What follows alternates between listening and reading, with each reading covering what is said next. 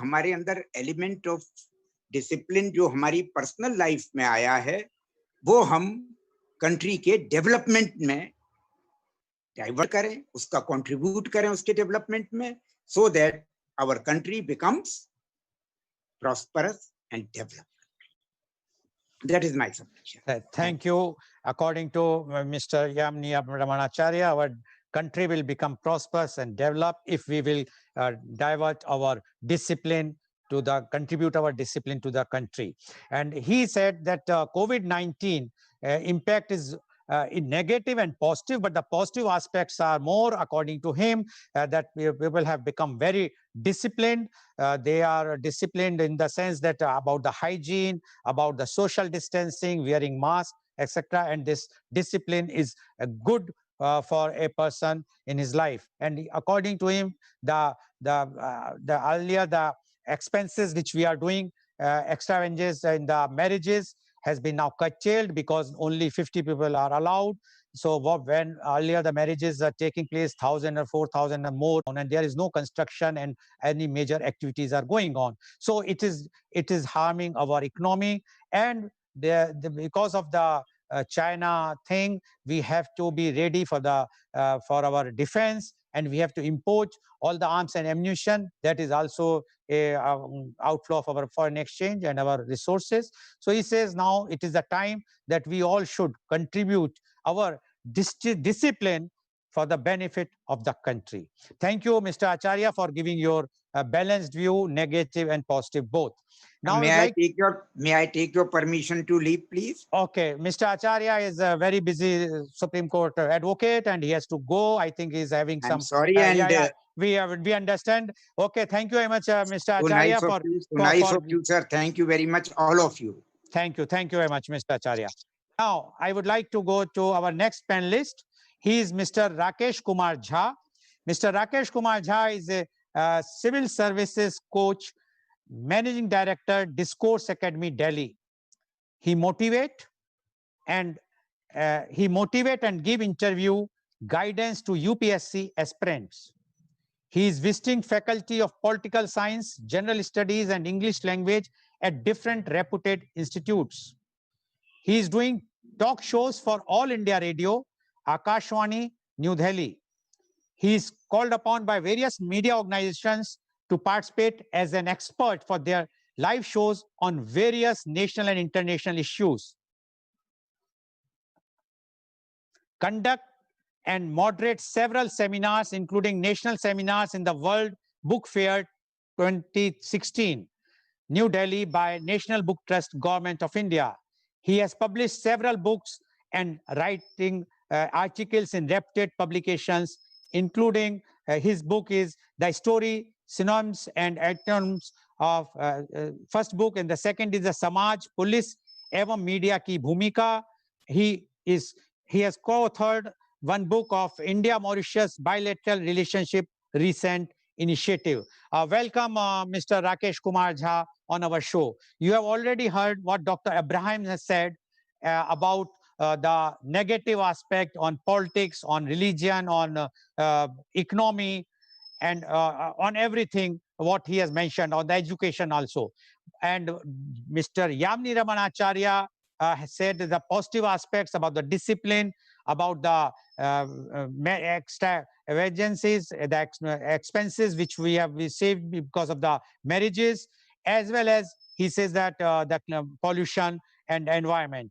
But he gave the negative aspect about the joblessness, as well as the unemployment, and the 34% of the daily workers.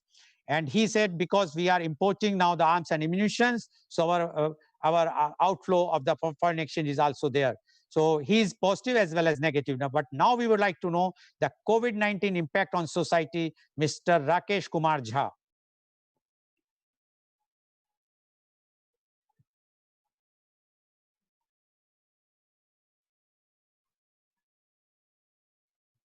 Mr. Jha, please unmute yourself. Please unmute. Mr. Jha, please unmute. Please unmute. Yes, Mr. Jha. Now, no, please unmute. Please unmute. Yeah, Mr. is Jha? it okay? Are you getting my voice? Yes, please. Yeah. So first of all, good morning to Lal Sahab and other my co-panelists. You see, what I want to say that this education is really it's a big sector of our society. So as an educationist, what I feel that because of this COVID crisis, we are not able to approach the students individually. Because suppose we are going to conduct interview, that way online it is okay, but offline if we are going to discuss their personalities, their presentations, their communication skills, their so and so forth.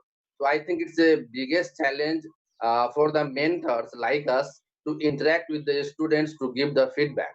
So I feel that if this COVID crisis persists long, then I think it's a very big challenge for us.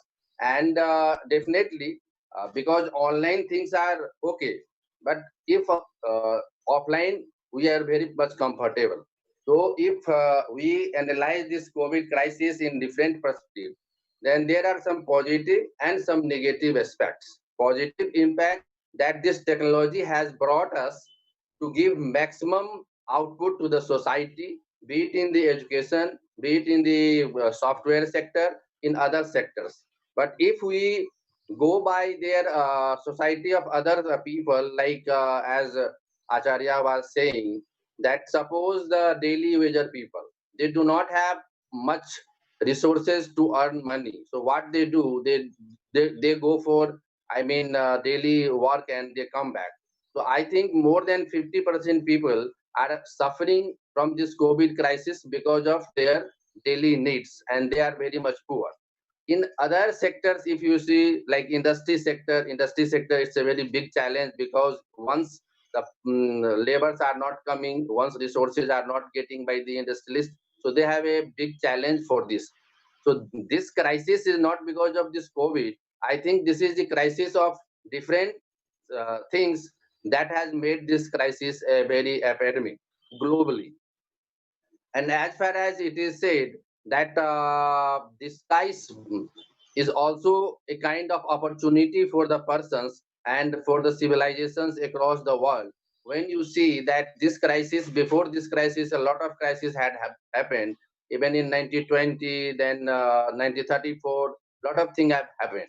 So we as an intellectuals should think that what we can do better for the society, be it in the education or in media or in industry or in social sectors, so that we should not only cripple that no, there is a problem that is known as COVID and COVID. Yes, COVID is there. Like in our history, there were a lot of problems. We should concentrate what we can do now. So this is the technological era. This is we are living in 21st century. So we should think it of that through COVID, what we can do now as an educationist, what we can do. Then definitely we have started from the scratch level. We came to the platform, our studio. We discussed the things. Recently, we have conducted UPPCS, then BPSC. I mean, recently we are also going to have this current affairs topics for the unacademy people also. So I mean, this technology has also given a kind of positive impact in a sense. The persons, the fellow citizen who cannot move one place to another place. Suppose someone is living in a remote area, he or she cannot come to Delhi, Mumbai, Hyderabad, Bangalore, and Chennai because of their own constraints like economic constraint and so. So through this technology, educational things can reach to them with a very cheap rate. Whether it is a lot of brands are available, whether it is me and other people. So this is one positive aspect during this COVID crisis. Second, the school students, yes, there is a big challenge for the school students. Even in the previous talk, I told you that after college, the people students are mature, but the school students are not that much mature. So for them, I mean to say that they have a kind of mutual benefits by the school and students and all. But as far as this uh, academic people are concerned, like UG, PG, and competitive students, they can manage with these things with a very cheap rate and all these things. If you go by children's psychology, then yes, there is a big challenge because you know that these children are suffering from a lot of psychological imbalances. One person told me that my daughter has written a poem. It was the kind of emotion that if our school will open, then we could have gone to the school. We enjoyed a lot of ice creams, lot of things. I mean, a 5 year old girl child is saying that kind of thing, that we are feeling a kind of lot of mental block at our home. So I mean that if this COVID crisis persists, then there is a 0 year for these kind of school goer peoples. Even I can recommend the present government that even CBSE Secretary Mr. Anurag Tripathi, I have already talked to HRD Mr. JP Pandey, who is the director in HRD. That should be a 0 year. 0 year means particularly like 2 class, 3 class, 4 class. This should not be promoted. They should be always in that class so that from the next year they can cope up with all the syllabus and all. Besides, as far as vacancies are concerned, Honorable Goel Sahab, you know that this vacancy has come down because of this COVID crisis. So it's the biggest challenge for the students, for the young generation, as it is said that India caters the maximum number of youth in our society in the world. So they have a lot of challenges, and that challenge comes multifaceted. It is not the one dimensional. Suppose someone is going for UPSC, state PCS, bank jobs, railway jobs, other kinds of jobs. So there is not the availability of job vacancies because of the government resources. So that's the biggest challenge for the youth. Already they have been unemployed for a certain period and all. Now almost all vacancies are closed. So this is the biggest challenge, and I think it's the biggest concern for all the society members because they are the future of India. As Kalam used to say, the future of India lies with the hands of, I mean, youth. So youth are it's the biggest challenge. So there should be a kind of, I think the government should have a kind of policy that what people can do from their home. I mean the social entrepreneurship, I mean a kind of different entrepreneurship skills like in the western countries. It is not necessarily that if you go by 9 and come by 6, then only you are employed. Any person can be employed. And I think there are a lot of programs, the Skilled India, the smart things and going on. But that should be a kind of, I mean, uh, mm, that should be kind of, I mean, in a practical or pragmatic way, so that it will be a job yielding process and all. And as far as family life, as you have rightly said, that this all kinds of things are happening. Yes, because family life is also impact. Lots of impacts are happening. We cannot meet. We have a kind of COVID phobia. Suppose someone wants to visit you or you want to visit to them, they said, no, no, no, please don't come. We can discuss these things. So since we are a human being, we are the part of society. We cannot share the things. So that gives a kind of psychological imbalance. If someone is facing any kinds of disease or any problem or sick and all, previously what we used to go them, we offer some fruits and we had a lot of exchanges and feelings, emotions. So it is a psychological imbalance that we cannot visit to our near and dear, and that's a I mean, it's a problem area in our society. Industry, I have already discussed that it's the part of because of this COVID crisis.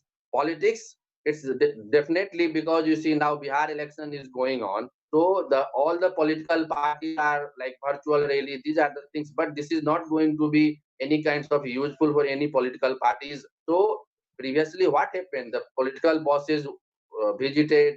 I mean, their speakers, their spokesperson used to speakers, they used to visit to convince the things nowadays. And besides, the threat is also that if any person is visiting to the constituency, he can also impact a lot of persons. So this COVID forbids the person you should not go to the constituency. So I mean, it's also biggest challenge in political elections, and maybe I mean because India is not that much capable of online, I mean, things, kinds of elections, things. Already election commissions have decided these things.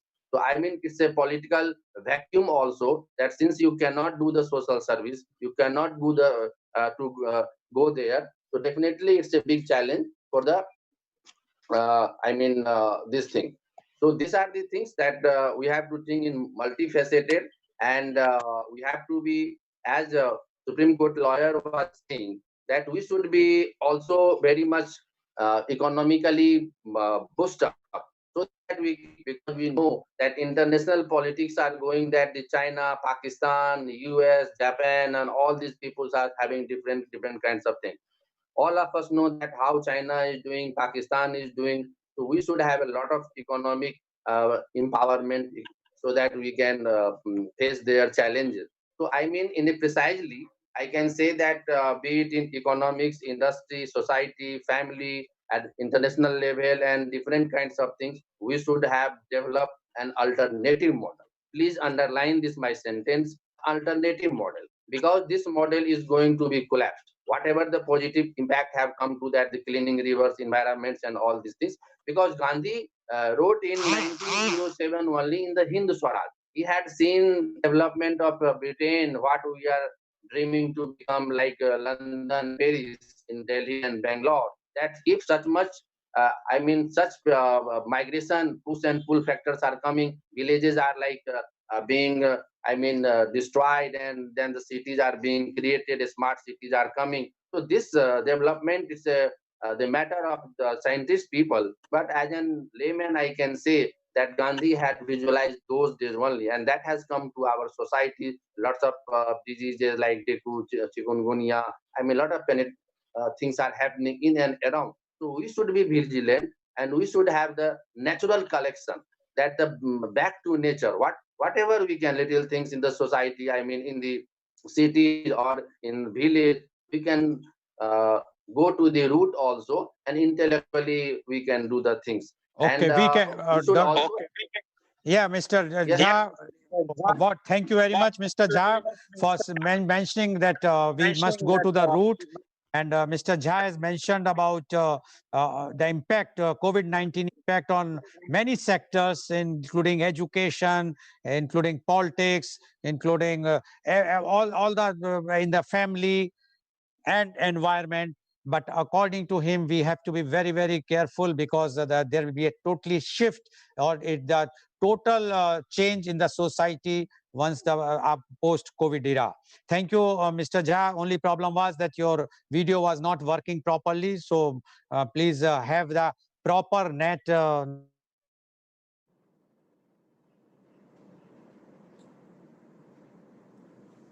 Using of the internet right now, so that might be the reason that we are putting so much load on the internet, and that's why so much problem is going on right now.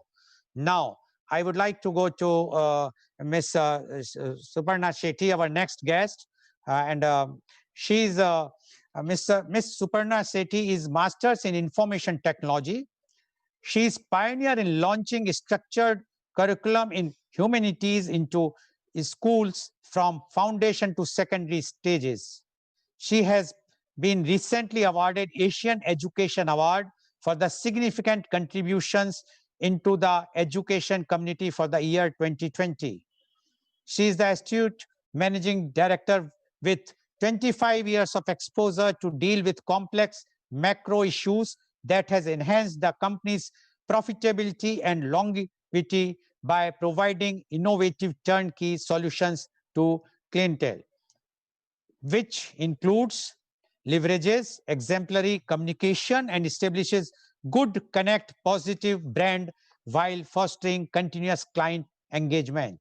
She adapts herself at work, effectively achieve goals both as a cross-functional team member and as individual. Welcome, Ms. Shetty, to our show.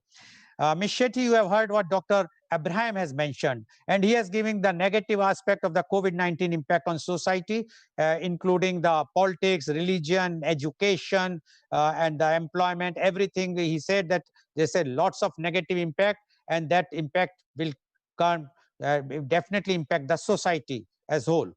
Then Advocate Yamni Ramanacharya mentioned that there is a positivity, and he mentioned about the positiveness of the COVID-19, although he also mentioned few negative points.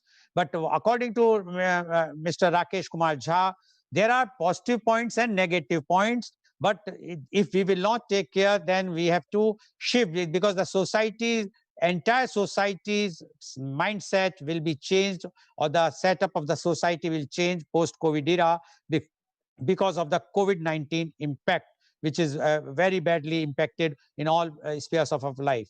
But he says there is a fear phobia also, which we should not have. Now, we would like to know from you the COVID-19 impact on society. Ms. Suparna Shetty, please. Thank you so very much, Mr. Goel. And I thank all the panelists that's chosen to be a part of this discussion. So it's a privilege to be a part of the team right now and to talk about the societal impact on COVID-19. Now, because of I'm closely connected, and for me, it's very personal when I'm talking about the education industry. Of course, the work life is different, but then I would like to talk about the impact. The biggest impact right now has been on the education system. So we can see globally what we have seen around the researchers and the estimates have seen that 1.2 billion students are out of college environment right now. And that's really a very shocking number. So as a result, it's of course an impact, but as a result, what we have seen is a very significant and a very positive change from the education sector, who has contributed tremendously by getting an online platform or collaborating with public and private sectors to ensure this community, which has been now hit badly because of coronavirus, have gotten together, and they are distinctively seeing that they can positively now look for a change. So what are we actually looking for when it comes to the education system and the changes they have implemented is because the change has been so sudden. The shift has become from classroom to an online platform. So people were not ready. There was no preparedness among the citizen or the population itself for such a drastic shift, because there was a lifestyle which was followed for several decades, and there is a certain norm that every family used to follow.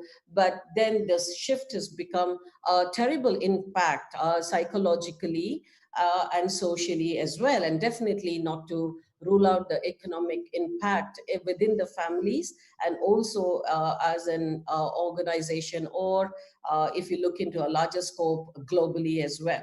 So this is one way, but the positive side of COVID-19, where I have seen it as a very positive move, because people have gone to a great level of critically thinking and creatively coming up with so many brilliant ideas, and innovations have taken place during this time. Lot of innovations. I can personally see individuals who are not ready to change. It was so difficult, especially the old traditional teaching system, which is so rigid, to change, have really taken significant steps to move from a classroom platform to an online platform. There is tremendous effort from each and every individual teachers to see that the most affected population, that is the students, the young adults, and the university goers, are now at least coming to interact with us. The effect could be the downside of all this sudden shift of change. What has happened is there were three things actually, because the shift was so quick to see that they were not trained. So the impact has been less training. There was not trained enough to get into an online platform. So that was there. Definitely a challenge. The second challenge was the insufficient bandwidth. I'm only looking for India as our nation. We're just moving towards smart city. We have just gotten a lot of bandwidths now, but it's the sudden shift, and then COVID being there, all travel restrictions. So even if there are units who want to come and help the school or the infrastructure, the travel was restricted. So those travel restrictions. So definitely there was a challenge with insufficient bandwidth. And then the third one would be, which has resulted in the end user consumption. See, that's why there was such a negative impact when teachers went online to do lessons, because they just want to do it and ensure that the children are not missing out. This is all good intention, and but teachers were judged by we commoners.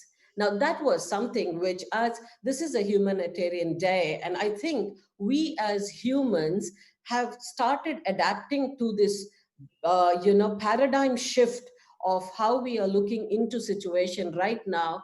But what we also need to do is accept that change, wholeheartedly, and ensure that we back the system to go through all these phases. Of course it will take time. We definitely cannot look this year from the education point. We definitely cannot look this year as a zero year, because what's going to happen, they need to be participating.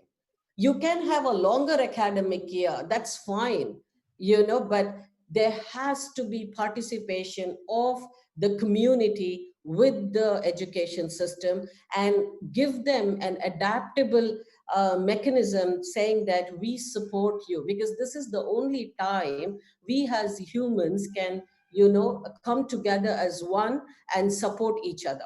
Now, what would be the other one is the impact on the younger children, because they are very distracted by this time. They're very distracted. So they need a structured way of discipline and all of that, where now parents actually form the strongest pillar to support these younger children.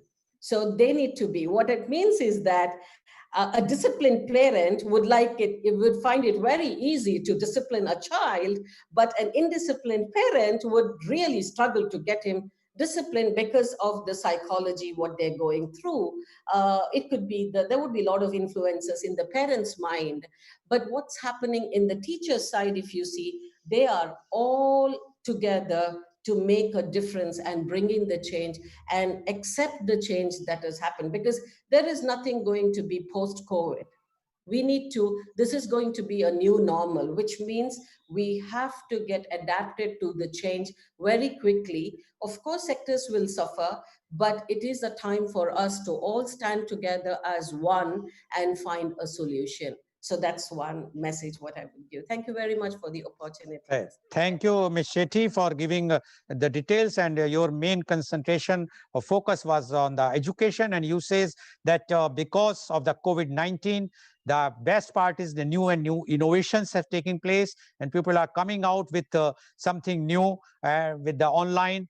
But there are challenges also, because first challenge, you say that the teachers are not trained online, because we have shifted as all of a sudden from the physical teaching to the online teaching. Secondly, you said because of the technology, we all have shifted to on the online, but because of the bandwidth and our network problems, so that is also a very big challenge. And third challenge, which according to you is which is under the control of us, that is we are judging the teachers when they are teaching the online. So that is also a challenge which in education they all are facing. And you have mentioned very clearly, Ms. Shetty, that we have to live with it, but we cannot term this year as a zero year. It can be a bigger year, it will be a stretched year, but the education has to be there in that way. And according to you, this will we have to face together, and then only we will be able to sustain ourselves in this COVID era. Thank you, Ms. Shetty, for giving so much details about the impact on the society because of the education, which is very, very prime thing in the society. Now, I would like to ask Dr. Abraham. Dr. Abraham, do you think we will be adapting old age untouchability again? See, earlier we were having untouchability because of the caste, creed, religion basis. But today, because of the COVID, everyone is untouchable. One has to keep a distance of 6 feet or 2 meters. So in the society, the new norm will be not to touch anybody. And if anybody by accident, if he will touch, definitely the person will irritate, will become, and he or she will not like it. So we are going to a old era of 100, 200 or 300 years back, when the untouchability was very prominent in our country. Are we going to that era now globally? Dr. Ibrahim, please. Sir, very interesting question. The untouchability we practiced earlier and the untouchability we are practicing now are totally different. As you know, the earlier untouchability was based on caste. They said that the Shudras should stand there, the Kshatriyas should stand here, and the Vaishyas or the Brahmins should stand here in the social order. And there was no intermixing either on marriage or society or congregation or anywhere. Totally isolated or separate. And that was okay. It was at that time, there were certain reasons or an historical evolution for such untouchability. But today's untouchability is, but there was touchability in between the caste. The Brahmins were equal. They are touching together. The Kshatriyas were even touching among them. Vaishyas or Shudras or the caste inside intermixing was there. But today, the untouchability is totally different.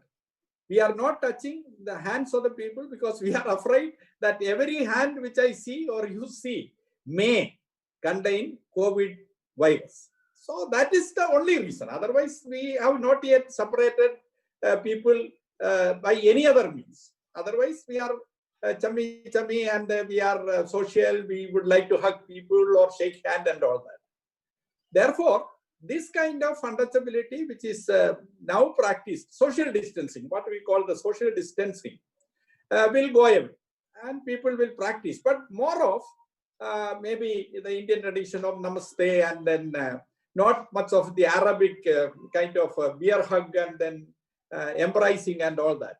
But it may be more of a little more restraint between people in the social sphere. But in the other sphere, the family sphere and the intimate sphere, people will still, even now, you can see in the home, the people, once you are in the family, inside the family, the children, the parents, they are all very close. They don't keep that social distance inside the house. But outside the house, certain change in the social interaction will come. People may not come too close. They may not invade the personal space. They may keep away from the personal space even in future. Otherwise, when we converse, we used to come into the personal space. But now we may keep more on at the social space of say 3 feet or whatever that distance. So I feel that it will all come back. Maybe it may take a little time, but that's my opinion about that. Okay. Thank you, Dr. Ibrahim, for giving your views. Dr. Ibrahim, thank you very much for giving your views. And according to you, the untouchability earlier was because of the caste system, but now it is not due to caste. It is because of the COVID-19. And yes, till the time the COVID-19 is there, we will not touch, or touch means that we will keep the social distancing or physical distancing as per the norms. But there is no such type of untouchability which was earlier there, and it was only because of the caste. Otherwise, same caste people used to touch each other, hug each other, shake hands with each other. But now, because of the COVID-19, no one, once you are out from your home, you are not touching or not even shaking hands. And it's good in one way that we are going for our old tradition of namaskar or doing that type of things.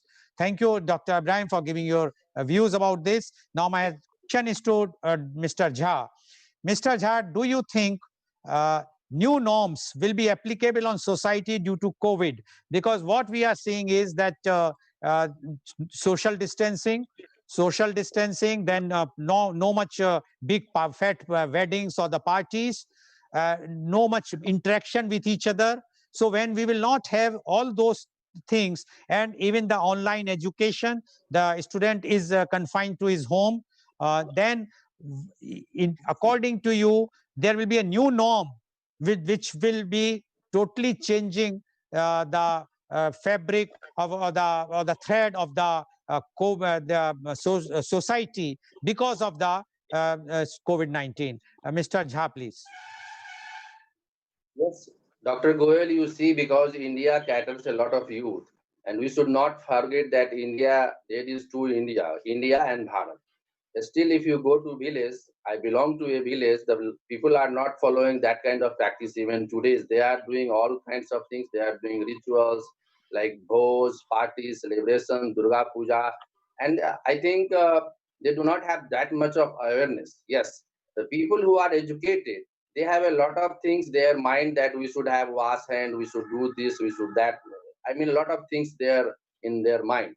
So the parameters that the government has made is very difficult to be maintained by the weaker sections. I mean, the people who do not have that much of capacity. Just near my house, there is metro construction. It's a practical example that I am giving. They are not following any kinds of norms. Even in Delhi, I am telling you that they are not following, I mean, the labor center. When I asked them, they said, just you see, Bhagwan hai, wahi bachayenge. So like that kind of philosophy is guided by most of the Indians, particularly in the remote areas. So they are not going to that much of panic and all. Yes, the people, the gentry class have a lot of things in their minds, so they can practice kind of distance and all. They are also awaiting injection because this vaccination will come.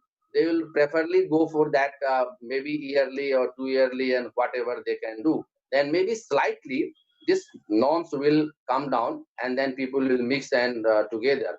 But this impact, I think, at least 1 to 3 years, we will have a lot of phobia. I told you, the psychologists from AIMS, they are saying that's like a COVID phobia. If it's a COVID phobia, people are not going to visit your place, my place. I'm not going to another place. So precisely, in a nutshell, I am saying that the social distance must be maintained as per the government guidelines. One more interesting point I am saying, it's a government report that what is happening with the, uh, I mean, the beggars who are living on the street. They are not having any kinds of COVID and any kinds of, they are getting from different kinds of things. They are exposed to the people. They are taking foods from different houses. So this is also a biggest challenge, that what is the, uh, I mean, their capacity so that they cannot be COVID prone and all these things. So precisely I can say that this COVID crisis has brought us to a lot of alarming things, and we should have a lot of cleanness and everything as our ancestors would have. And their practices were different, but our practices are very much different. And we should have a kind of social distance, the government norms we should follow up, and then we should live for a better society. We should give, as far as lastly, I am saying the education is concerned. Yes, it's a good blessing in disguise that the youth should go for online education, because there are some sectors, Mr. Goel, where we can go for online things like the education, like the consultancy, like other fields, like the railway tickets and all, people are now enjoying. So the education should be enjoyed by the parents and the teachers and everyone, because it will cut the cost also, and you have a lot of opportunities from Bangalore, from Delhi, from Chennai, from any part of the country or from any part of the world. You can enjoy the best things. But as far as practical things are concerned, like the industry manufacturing, like the hospitals, like other things are concerned, that is not feasible at any cost. Like as you had told me earlier, the training part of the IAS, IPS, and IFS, that is not possible. So that is the compulsion. But for a certain period, we should have the social distance, and that way we can become. And as our philosophy is that very important, that this thing every time it comes like a mosam, garmi, barsat, dhoop, and all. So I think we should have faith in our Almighty that after 5 months, 6 months, or 1 year, this thing will be very fine. We should have our on injections, everything, and we will have a very good life once again. And we should contribute for the human civilization and to the society also. So This is my approach Thank from. you, Mr. Jha, for giving the details. And according to Mr. Jha, there is the labor class or the lower sector is not following the norms of the social distancing. He has given an example of the construction near his house of the metro train, where the laborers are not keeping the social distance. He says there is a blessing in disguise, that the education, which has become now online, is a very good thing which one has to enjoy, and one has to go for that, except the training part, where because he is training this IS and IPS for the coaching of them. So he says that the training part is a bit difficult. It's not possible online, but otherwise everything can be done. And he says that it's like a weather, like all the weathers, whether cold or summer or monsoon, this will also go after some months or the year, and then again we will have our own social life, and our society will be intact as it was. Thank you, Mr. Jha, for giving you the details. Now I would like to go to our next guest, and she's Ms. Shetty.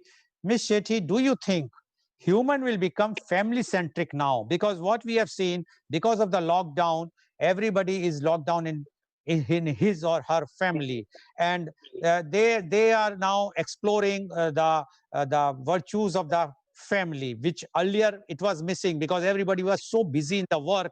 They are going morning to evening, they are busy, and then they are so much tired they cannot give the time to the family. But now, because of the lockdown, the human has become family centric. If they will become family centric, then what impact it will be on on the society? Ms. Shetty, please. Thank you very much, Mr. Goel. See, this is such a beautiful thing, a very beautiful question. Will now humans be family centric? Isn't it a very positive thing for us to think that now humans are becoming family centric, which was a big struggle 6 months ago to actually get this whole ecosystem together? To get the whole ecosystem. It could be the work ecosystem, the employee employer relation. It could be an ecosystem between the school teacher and the parents. It could be that ecosystem, or an ecosystem within the family where grandparents teach, husband, wife, and because we're all living in a nuclear family. The impact of COVID is so positive. If we really see that it has united we as one, as ecosystems, which means if you're looking for my employee employer relation, now we have seen all the tech giants who have leveraged their employees to work from home as long as they can. That's a very significant move. Now, otherwise they wouldn't even have thought of such an opportunity. Of course, here and there would have been work from home aspect, but now that's one positive thing, so that they can now be there for the children. While I say that, now again, if you see from the teacher, school, or university parent student ecosystem, we are now binding them together and standing as one to accept those changes. And most important person for a child or a young adult to stand next to him after teacher has always been a parent. Why I'm saying after teacher has a parent, because child is pushed to school even before he knows what school is, because with this fast-paced life, right? The moment they're not even waiting for the child to be 3 years old. You're just pushing it, and it's just captivated and just taken into that industry of schooling. But right now, parents are a very strong pillar. So what always the child has confided to the teacher's request, he found teacher a lot stronger. So these are like a very strong pillar of an institution, like a father, mother, and a teacher are the strong pillars, like how we see in the Ashoka Chakra as well. Now, from the family perspective, we have seen a very stronger bonding. Grandparents are now wanting to are getting a chance to spend some time with their children. The parents are all there. They're all cooking, which means junk food elimination has happened. So they're all cooking at home. There has been financial abundance. I don't know, I can't agree more, because there has definitely been financial abundance in the family because of extracurricular activities which used to happen once upon a time. After 6 months, if they have literally reviewed their financial system, they would have seen they have gotten richer.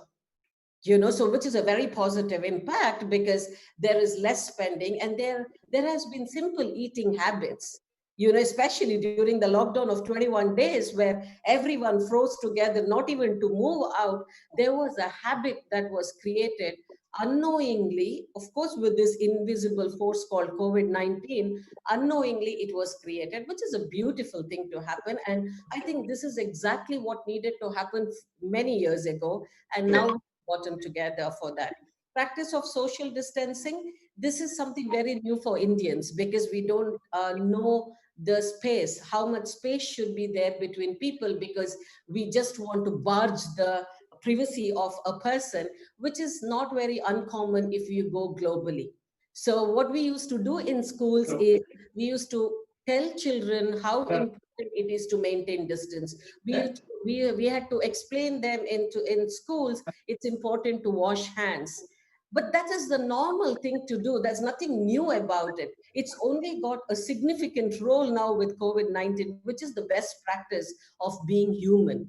So I think being human, this is the best practice. We are not used to it as Indians, but I think this is the beauty of what we see as the impact of COVID-19.